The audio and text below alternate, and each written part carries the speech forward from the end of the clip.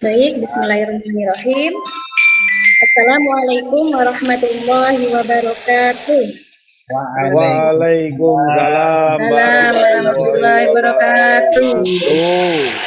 Bagaimana kabarnya hari ini anak-anak? Sehat semuanya ya? Alhamdulillah, sehat. Alhamdulillah. Sebelum memulai pembelajaran, alangkah lebih baiknya kita berdoa lebih dahulu anak-anak supaya pembelajaran hari ini berjalan dengan lancar. Kemudian ilmu yang kita dapatkan bermanfaat dan mendapatkan barokah dari Allah Subhanahu wa taala. Silahkan dipimpin oleh ketua kelas Mas Dandi.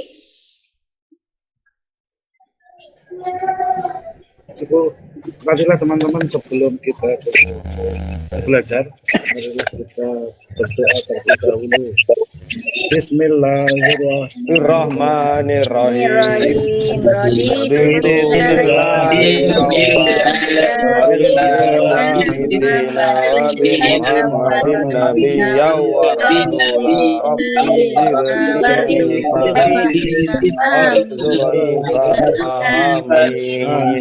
Ya Rabbal Alamin. Terima kasih Guru. Terima kasih kepada ketua kelas. Selanjutnya Ibu absen dulu ya anak-anak. Ya, Bu Guru. Ya, Bu Guru. Fitri hadir. Hadir, Bu Guru. Iro. Hadir Bu. Abrori. Hadir Ibu. Hadir semua ya sekarang ya. Hadir, Bu. Ya. Hadir, Bu Guru, hadir. Sebelumnya anak-anak ya, di sini Ibu ingin menanyakan kepada, tentunya kalian sudah hafal ya nama-nama bulan di kalender Hijriah ya? Hafal? Ya, Bu Guru. Ya, baik. Ibu ingin bertanya, bulan apa setelah bulan Dzulhijjah? Kok dah anak-anak? Dzulhijjah Bu. Dzulhijjah Bu. Sekali. Ada hari raya apa anak-anak di bulan Dzulhijjah tersebut? Idul Ada hari raya Adha apa? Bu. Hari Raya Idul Adha, Bu Guru. Hari Raya Kurban. Pada bulan Dzulhijjah itu sedang melaksanakan ibadah di tanah suci. Tanah suci. Sehari sebelum hari raya Idul Adha, mereka itu sedang melaksanakan wukuf di Arafah. Menurut anak-anak itu mereka melaksanakan ibadah apa ya? Ibadah haji. Ibadah haji. Ibadah haji. Ibadah haji. Jadi hari ini kita akan belajar tentang ibadah haji. Ya. Terus selanjutnya, sebelum melangkah pada materi, di sini Ibu ingin menjelaskan tentang potensi dasar pada pembelajaran hari ini, yaitu menganalisis hikmah ibadah haji, zakat, dan wakaf. Sedangkan tujuan pembelajarannya yang pertama adalah dengan tayangkan slide PowerPoint tentang materi ibadah haji, peserta didik diharapkan dapat menelaah makna dengan benar. Yang kedua, dengan berdiskusi dan menggali informasi, peserta didik dapat menguraikan tata cara pengelolaan haji dengan benar. Dan yang ketiga, dengan berdiskusi dan menggali informasi, peserta didik dapat menganalisis hikmah pengelolaan haji dengan benar. Itu adalah kompetensi dasar dan tujuan pembelajaran pada hari ini ya. Kemudian di dalam ibadah haji di sini ada beberapa komponen anak-anak yang perlu kalian ketahui ya dan yang kita akan pelajari. Yang pertama yaitu pengertian haji. Kemudian yang kedua adalah hukum ibadah haji, syarat wajib haji, rukun wajib dan sunnah haji, jenis haji, fungsi melaksanakan ibadah haji, dan juga hikmah pelaksanaan ibadah haji. Nah, sebelum melangkah pada pengertian haji, Ibu di sini ingin bertanya kepada kalian, apa sih itu haji? Pergi ke Ka'bah, Bu Guru. Ya, Fitri, apa ulangi lagi? Pergi Apa ke sih? Ka'bah, Bu Guru. Pergi ke Ka'bah. Ada yang lain? Saya Bu. Ya, apa Gandhi? Apa? Berkunjung ke Baitullah Bu. Berkunjung ke Baitullah, bagus, semuanya benar ya. Di sini pengertian ibadah haji itu dibagi menjadi dua. Secara bahasa, haji itu adalah menyengaja atau bersungguh-sungguh ya. Sedangkan secara istilah, haji itu adalah menziarahi atau mengunjungi Baitullah di kota Mekah Al-Mukarramah dan sekitarnya untuk melaksanakan ibadah-ibadah tertentu seperti wukuf, tawaf, sa'i, melontar jumroh, dan lain sebagainya, itu dengan cara tertentu dan dengan waktu yang sudah ditentukan. Baik, kemudian di sini ada hukum melaksanakan ibadah haji. Apa hukumnya melaksanakan ibadah haji? Fardu ain dari muslim, ya. Sehingga setiap umat muslim yang sudah mampu mempunyai kewajiban untuk melaksanakannya sebanyak 1 kali seumur hidup. Nah, kewajiban tentang berhaji di sini dijelaskan dalam surah Al-Imran ayat 97, ya. Di sini Ibu ingin Rosidi membacakan surah Al-Imran ayat 97. Ayo Rosidi dibaca dulu. Siap, Bu. Yang lain dengarkan ya. A'udzubillahiminasyaitonirrajim. Bismillahirrahmanirrahim. Fihi ayatum bayyinatum maqamu Ibrahim. Wa man dakhalahu kana amina. Walillahi 'alan nasi hajjul baiti man istata'a ilaihi sabila. Wa man kafara fa innallaha ghaniyyun 'anil 'alamin. Shadaqallahul 'azim. Terima kasih ya, sudah bagus sekali dibacakan oleh Rasidi. Di sini surah Al-Imran ayat 97 menjelaskan tentang kewajiban melaksanakan haji itu bagi orang yang Mampu. bagi orang yang Mampu. baik anak-anakku sekalian, di sini Ibu akan memberikan suatu masalah ya yang nantinya kalian diskusikan dengan kelompok kalian masing-masing ya. Masalahnya apa? Di sini apa yang menyebabkan haji seseorang itu dikatakan tidak sah? Ya anak-anak, nanti kalian membentuk kelompok, Ibu bagi menjadi 3 kelompok ya. Ya, Bu. Ya. Kemudian kalian membentuk kelompok, diskusikan dengan kelompoknya masing-masing. Silakan. Mulai berkelompok sudah. Ya, Bu. Sudah berkelompok. Sudah, Bu. Sudah masing-masing terdiri dari 6 anak ya. Ya, Bu. Ya, Bu. Kalian bisa mencari dari segala sumber manapun ya, bisa browsing dari internet. Kemudian dari buku diktat PAI yang sudah ada itu ya, kemudian ada yang sudah ya. Kalian cari di sana apa saja yang kalian dapatkan, kemudian kalian tulis. Nah, nanti kalian presentasikan di depan ya. Kasih waktu 20 menit untuk mendiskusikan dengan kelompoknya masing-masing ya. Ya, Bu. Silahkan didiskusikan anak-anak. Itu Taufik jangan ngomong terus ya. Ya, Bu. Dikerjakan Taufik. Ya, Bu. Ayo Taufik. Ya. HP-nya jangan dibuat main-main ya. Silahkan cari browsing di internet.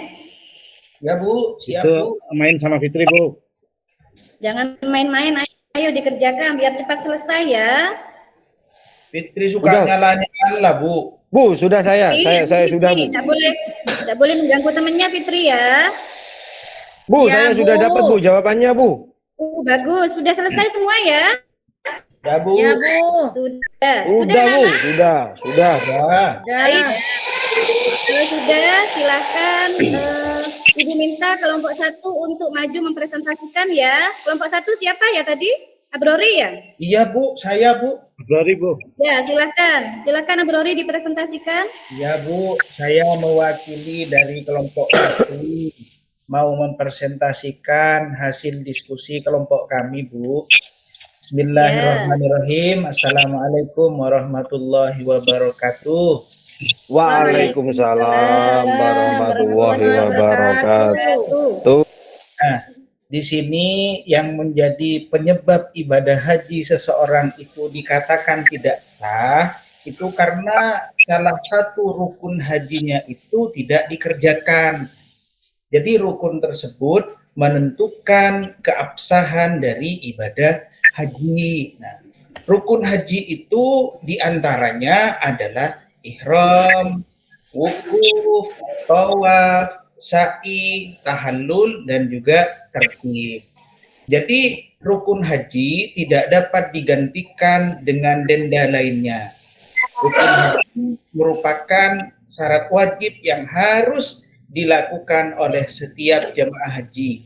Apabila tidak melakukan rukun haji, maka ibadahnya hajinya itu dianggap tidak sah. Jadi seperti itu teman-teman.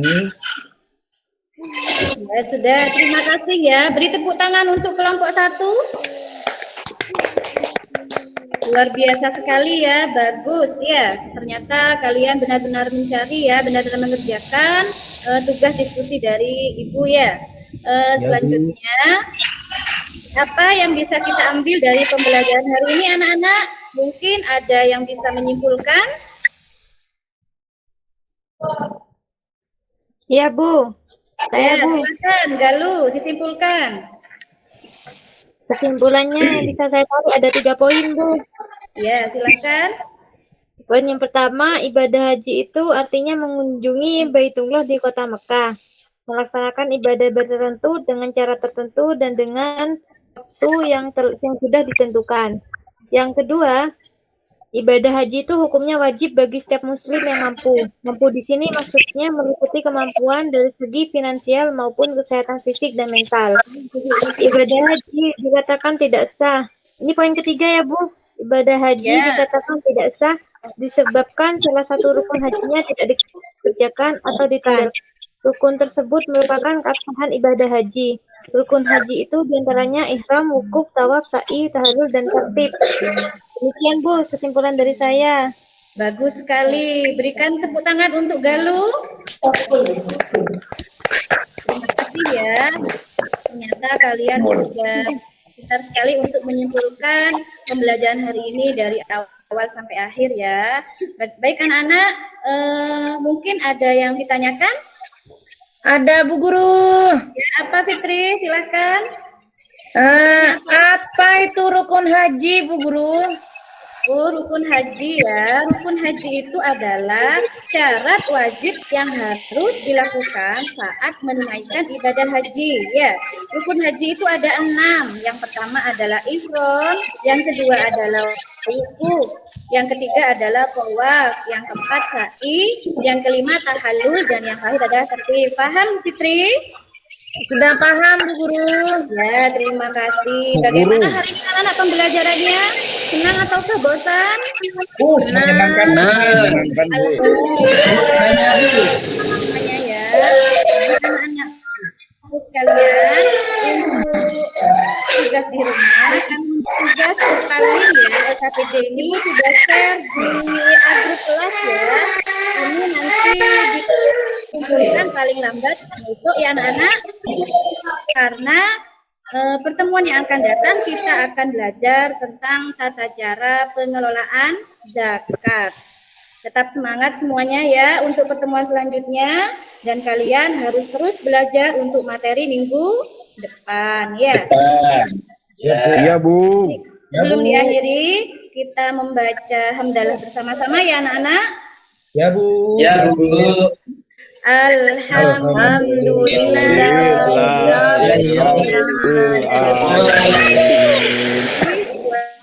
Wassalamualaikum warahmatullahi wabarakatuh.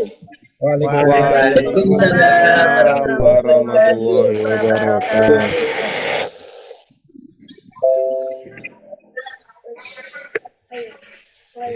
Terima kasih Bu Rofiqah satu-satunya Ibu Guru yang hari ini praktek ya. Alhamdulillah makin lebih baik lagi. Tadi itu Pak Taufik bagi murid itu nggak nyambung karena paneng ke gurunya begini ya. Terpesona Ustaz. Saya mau tanya itu Kak, sebenarnya tadi. Kalau Mulai orang, dari hari pertama PPG itu. orang apa? Orang botak itu yang mau ditahalul itu apa? Tadi nggak dikasih kesempatan itu. Oh iya. Oke. Mungkin langsung aja ke Bapak Nidom untuk memberikan masukan. Monggo Pak Nidom.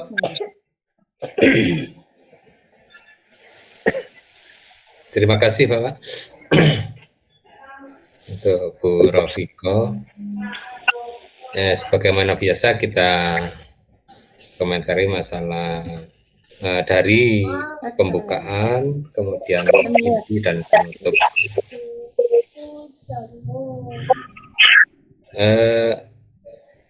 Dalam pembukaan ini sudah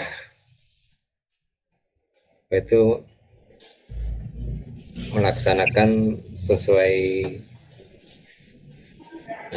misalnya salam sudah, kemudian mengecek kondisi kelas sudah, semua sudah dilaksanakan. Namun lagi-lagi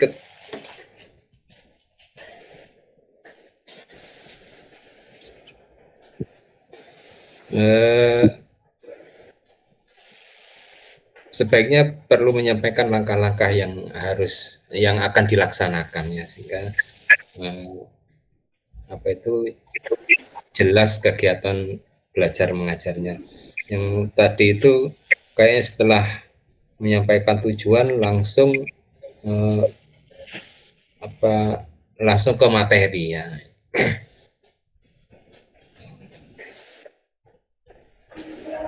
Maaf, gatel ini.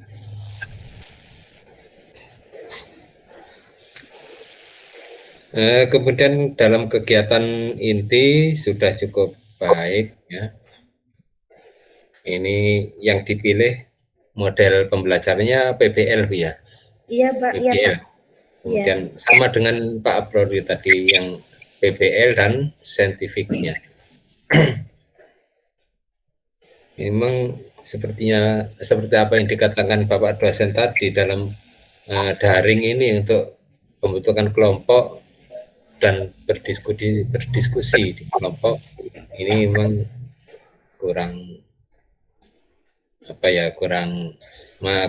memuaskan lah ya. Ketika mempresentasikan, semua kelompok akan mempresentasikan hasil diskusinya.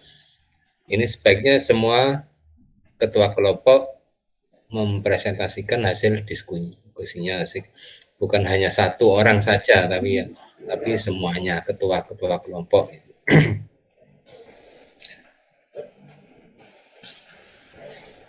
Kemudian di kegiatan penutup sama dengan Pak Abrori tadi, dalam penilaian itu cuma Google Form ya. Baiknya ya, Pak, perlu disampaikan walaupun satu soal tiap ranah itu ya.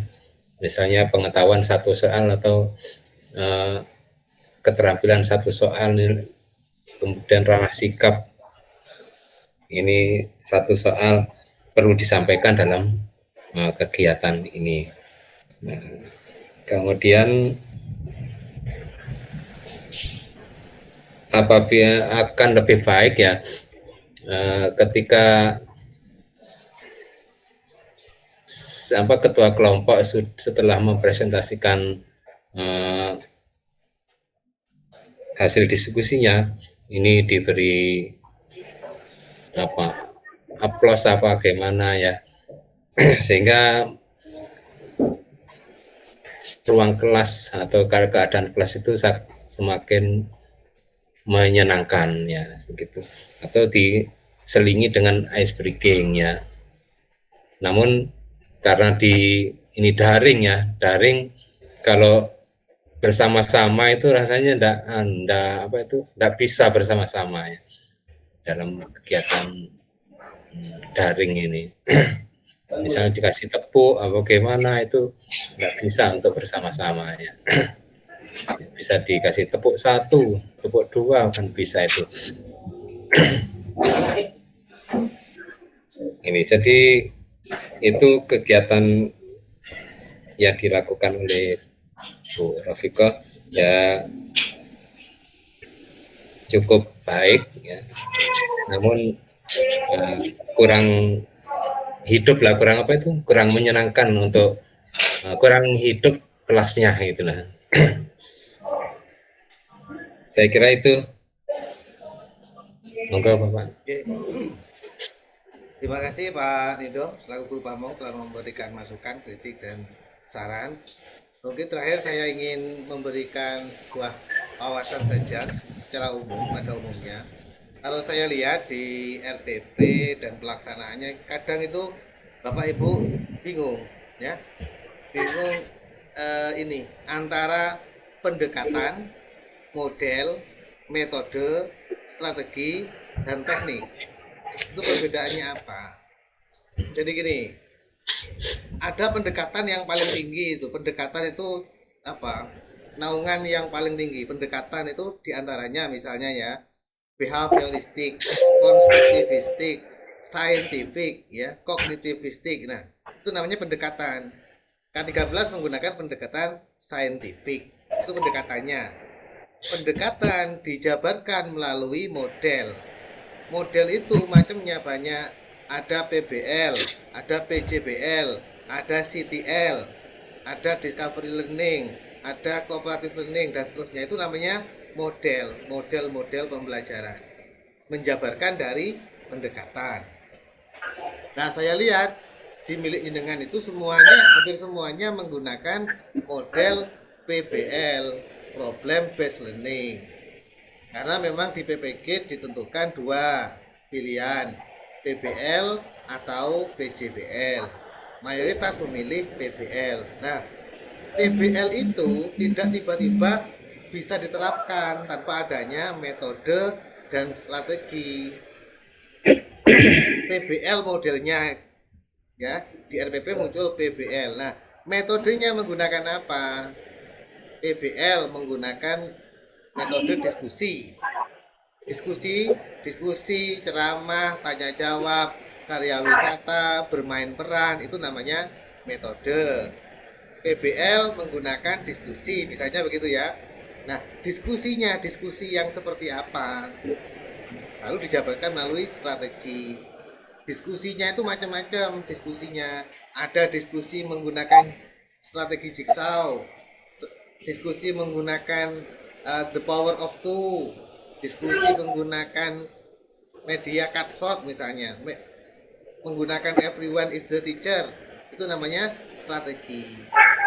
Nah, langkah-langkahnya, satu, guru membagi kelompok, dua, langkah-langkahnya itu disebut teknik. Jadi gitu loh Bapak Ibu ya. Meskipun milik jenengan semuanya modelnya PBL, tapi untuk membedakannya dijelaskan di situ pakai metode apa, strateginya apa. Harusnya begitu muncul itu di RPP. Pendekatan saintifik, modelnya PBL, metodenya diskusi, strateginya jigsaw learning, medianya gambar. Nah, lengkap itu sudah. Jadi seperti itu Bapak Ibu, supaya apa? Ada perbedaannya antar mahasiswa itu. Jadi itu ya, gambaran wawasan secara umum supaya di RPP-nya itu bervariasi, tidak sama semua. Mungkin itu dari saya tambahan-tambahan. Mungkin itu saja dari saya. Mohon maaf apabila ada kata dan kata yang kurang berkenan dari saya khususnya selaku dosen pembimbing dan mewakili Bapak Guru Pamong Pak Nidom. Mungkin ada salah kata, tutur, dan sikap. Terima kasih, semoga kita semuanya selalu diberikan kesehatan, kelancaran, kemudahan, dan dengan semuanya bisa lulus 100%. Amin. Amin. Sekian dulu dari saya, terima kasih. Assalamualaikum warahmatullahi wabarakatuh.